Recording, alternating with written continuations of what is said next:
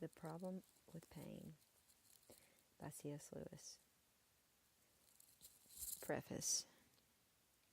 When Mr. Ashley Sampson suggested to me the writing of this book, I asked leave to be allowed to write it anonymously, since if I were to say what I really thought about pain, I should be forced to make statements of such apparent fortitude that they would become ridiculous if anyone knew who made them. Anonymity was rejected as inconsistent with the series, but Mr. Sampson pointed out that I could write a preface explaining that I did not live up to my own principles. This exhilarating program I am now carrying out. Let me confess at once, in the words of good Walter Hilton, that throughout this book I feel myself so far from true feelings of what I speak that I cannot else but cry mercy and desire after it as I may.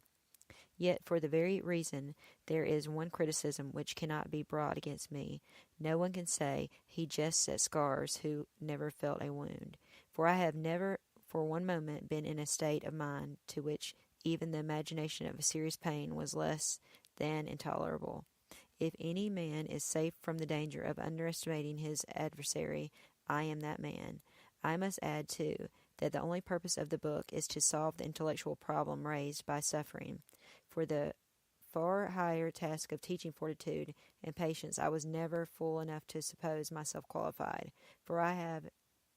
nor have I anything to offer my readers except my conviction that when pain is to be bore, a little courage helps more than much knowledge, a little human sympathy more than much courage, and the least tincture of the love of God more than all.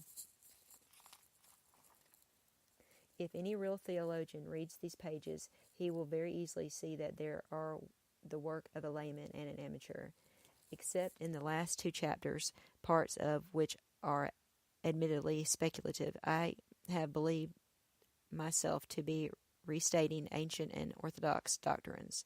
If any parts of the book are original, in the sense of being novel or unorthodox, they are so against my will and as a result of my ignorance.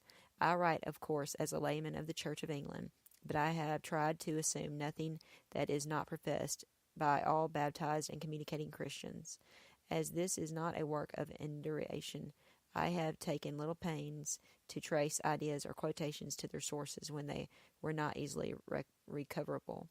Any theologian will see easily enough what and how little I have read.